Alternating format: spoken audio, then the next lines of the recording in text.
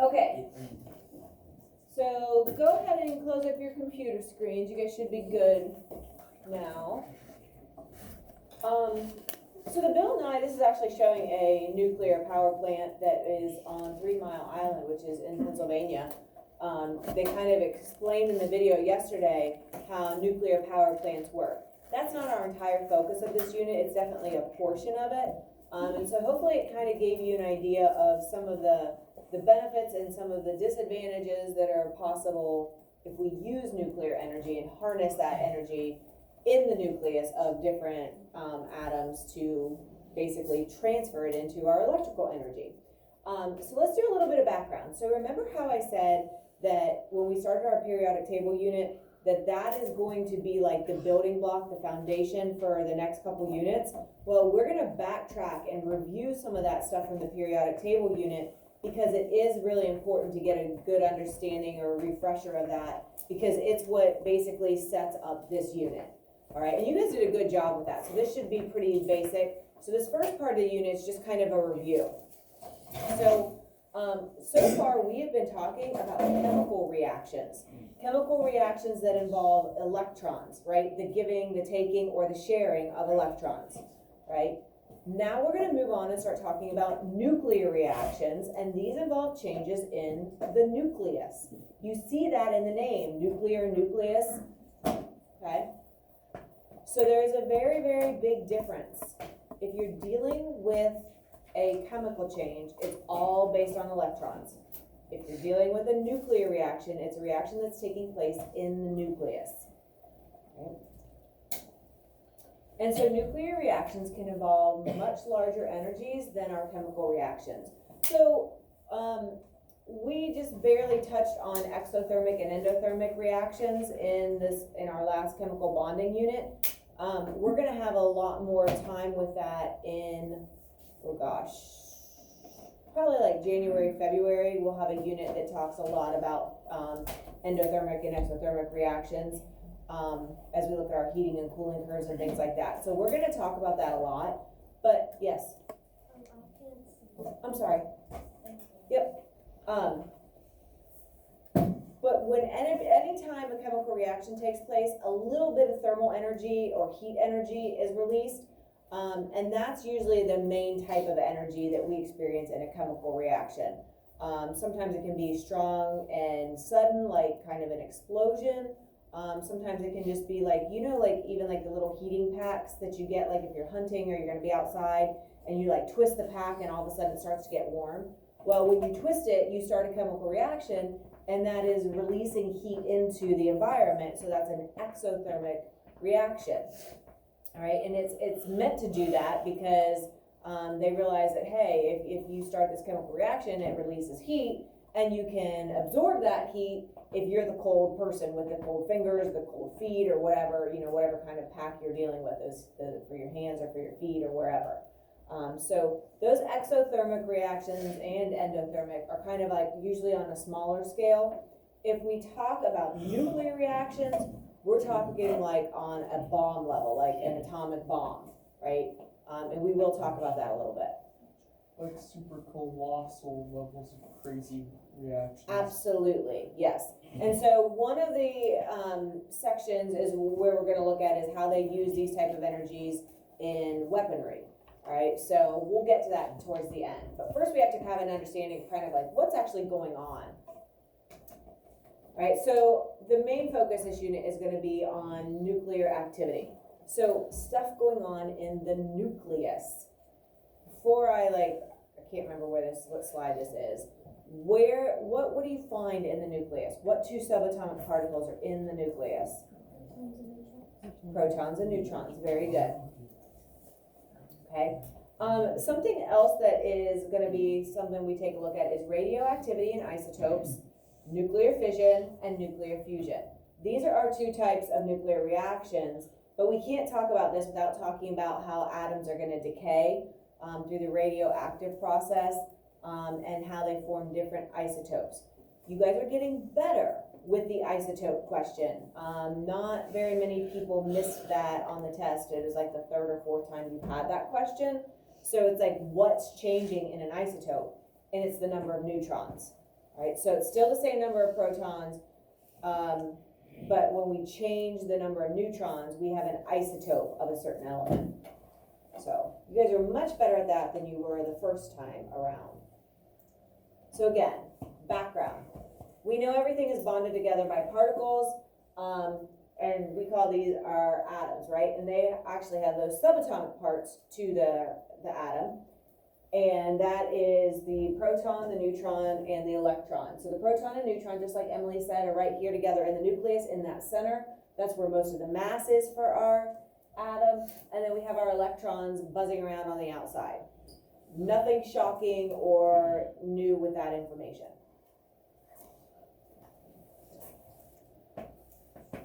Obviously, we know that protons are positive, neutrons have no charge, and our electrons are negative. Again, you guys were good at that on the pre-assessment before we even did the periodic table unit. And the nucleus is what our focus is going to be on. Nucleus, nuclear, neutrons, they all kind of sound the same. And so the amount of charge in the nucleus is determined obviously by the number of protons. Why does that make sense? Why is the charge determined by protons? That determines the element. It does, but if we're talking about charge, what charge do the protons have? Positive. Positive. So if neutrons are there and protons are there, neutrons have no charge, protons are positive, so basically that positive charge is what's going to dominate the nucleus. That's what's going to determine the charge. Just like the outer area is always negative because that's where the electrons are and the electrons are negative. So here's a blast from the past, right? Atomic number. And this is what you were talking about, Audrey. This is the identifying portion of the atom, right? However many protons it has, that's what's going to determine what element you're dealing with. That is also known as the atomic number. And this is also that small number if you're looking at the periodic table, right? So on the little square or tile, you have the two numbers. The atomic number is going to be that small one. Remember I said it's permanent. It's like the fingerprint dealing with protons. All those P words. And then obviously the electrons are attracted to this positively charged center and they swarm around it. So if you think back to 8th grade with our our electrical fields, right? There isn't a direct touch. So this is working through non-contact, but the electrons are going to be attracted to this positive nucleus. Opposites attract. So that's why the electrons are kind of bound to the atom that they belong with. They're not just like always going to leave. Now, they can get pulled away, and that happens to the ones that are on the outermost because they're the ones that are farther away. And if you remember from last year, the farther away you are, the less intense that strength is holding it together. So these are part of the reason why those outer electrons get pulled away, and these electrons inside are held more tightly to that positive. Okay, again, all that so far is still just review. All right, so our protons and neutrons are packed really, really tightly. That's why it has most of the mass for our atom. And so in the atom, the nucleus is super tiny compared to the rest of the space of the atom. Remember that one video where that weird little astronaut guy, like he's floating around and he's like, imagine that you are like you're looking at a blueberry. And then you look at all the neutrons or the nitrogens in a blueberry, right? Like he goes on this whole big old thing and he compares, one of his comparisons was like a penny on the 50-yard line in a giant football stadium, like down at Ohio Stadium or, Brown Stadium. So a huge football stadium, and that penny would be like the size of the nucleus, and the stadium is the size of the atom, right? So we know that the nucleus is super, super small, but we also know that it's super, super densely, tightly packed, okay? All right, so it's like the nucleus is a penny sitting on that 50-yard line. And so the nucleus is going to have most of the mass because those electrons are just kind of like the bees buzzing around the hive, right? They're all over, they have a lot of space to move around. So let me ask you this. What do like charges typically want to do? Like if you have a negative and a negative, or a positive and a positive, Push away from each other. they want to repel. All right, so keep that in mind. So there has to be something in the nucleus that allows those positives and positives, those protons, to stay together. Because like Charlie just said, typically they're going to want to push apart. Well, we know that that's not happening. Like they're staying together. So there has to be something at work to keep those like charges from repelling. All right, and so there is something, and it's called the strong attractive force. All right, and so it's kind of a weird vocab term, but that's like the best way to say it. There's this force that is this attraction that's helping the protons and neutrons to stay together. So we know that the neutrons have no charge, and the protons should really be pushing apart. So something's keeping it together. And so we call this the attractive nuclear force that helps the protons and neutrons to stick together to form that dense, pretty tightly packed nucleus area. Because if the protons would react the way they would typically react, they'd be pushing away, and there'd be nothing to contain them. So there has to be, we know logically, there has to be something that is allowing those protons to stay together even though they have like charges.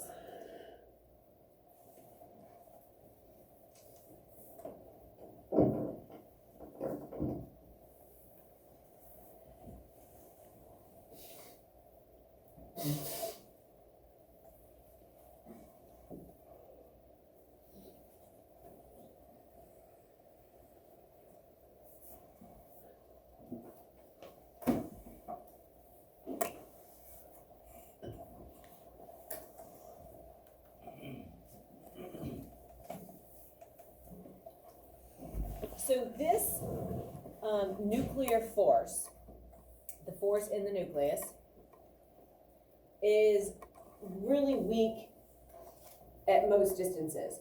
But because the nucleus is so small and so tightly packed, because it's such a short distance, that force is strong enough to keep the protons from repelling away. They're able to stay together. And that is the key. That's what holds the atom together. Otherwise, things would constantly be changing into other elements and breaking down, and we'd have probably like chaos, right? It'd just be totally different than what we know now. Dylan. Nice. Discovery, Yeah? the anti-atom. All right, I'll take a look at it after class. All right, so again, it's kind of a weird thing. It's like you're just saying it's like this strong attraction. That's what they call it, okay? So typically, you would think these protons would push away. They repel. But when you add in the neutrons, basically the neutrons kind of act as like this atomic glue to hold everything together, okay? Hold everything together and have that strong nuclear force that allows the protons to get along and be able to like live together without pushing apart. Yes? Do the neutrons ever get tired of holding them? You know what? That's a great question. They actually do. If it gets too big, and that's what we're going to talk about, if they get too big, they're not strong enough, or maybe they just get tired of it and they quit holding it apart, and then some things happen. Very good thought. Okay, so don't forget what we already know. We know that those positives should repel because they're like charges.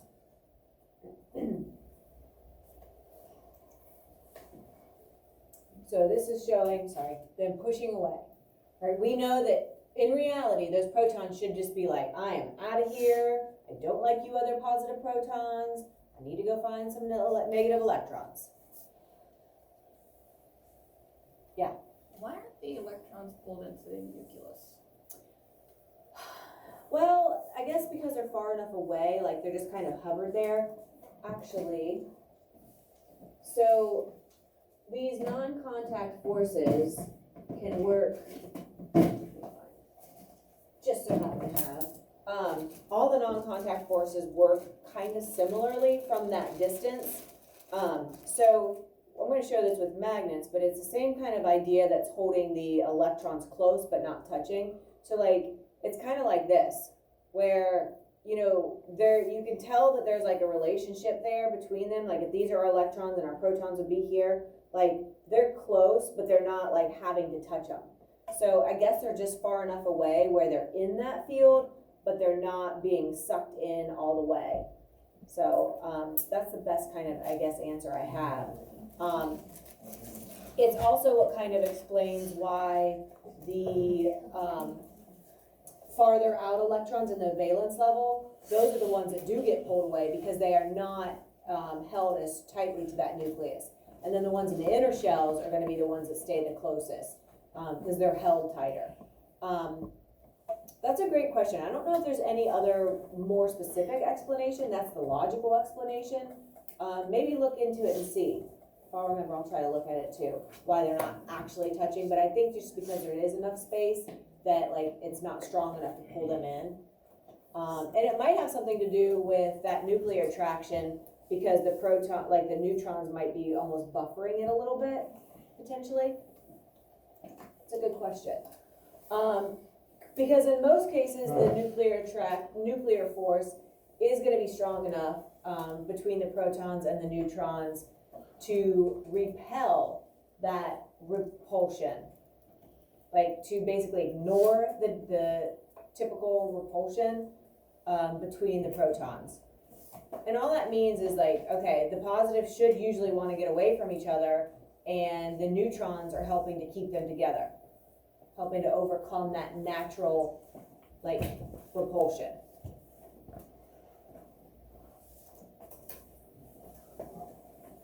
I think of it like this. The neutrons kind of help to neutralize that natural repulsion between the protons. And so when you see the word repulsion, you're thinking repel, right? And so if the attractive nuclear force isn't strong enough to keep the large nuclei together, that's when it becomes unstable. And Selena, that's kind of like your question. If the neutrons get tired of holding them together or they aren't strong enough to hold it together anymore, then the nucleus will become unstable and transfer into a different type of atom. And that's what we'll start talking about. Okay, so typically the neutrons holding protons, keeping it all together. The neutrons will neutralize the typical behavior you would expect among protons. Yes? How long can they stay together then? It's not amount of time, it's how big the nucleus is. So hold that thought, because I have a good example that we'll probably get to Monday. So it's not time, but it's how big the nucleus is that determines if they stay together or not. Okay, so large nuclei are unstable and they will often decay. So if the nucleus gets too big, it is going to break apart, all right? So that's what it comes down to. Not the amount of time it's been together, but how big is that nucleus? And as it decays, it gives off radiation. That radiant energy that Bill and I was talking about yesterday. And so this usually happens when a nucleus has a lot of protons and neutrons. Each proton or neutron is only attracted to a few of the particles around that strong force. So it's not in contact, it's not maintaining a good contact with the whole nucleus, like you have pockets of attraction, but the whole thing itself is so big that it can't stay together. And I have a really good example of this that we'll talk about on Monday. Let's just finish up this slide. So if the protons are too far apart to be attracted by that strong force, then they'll start to repel because their natural tendency kind of takes over. And we will stop there. What is this? Slide 8. All right, so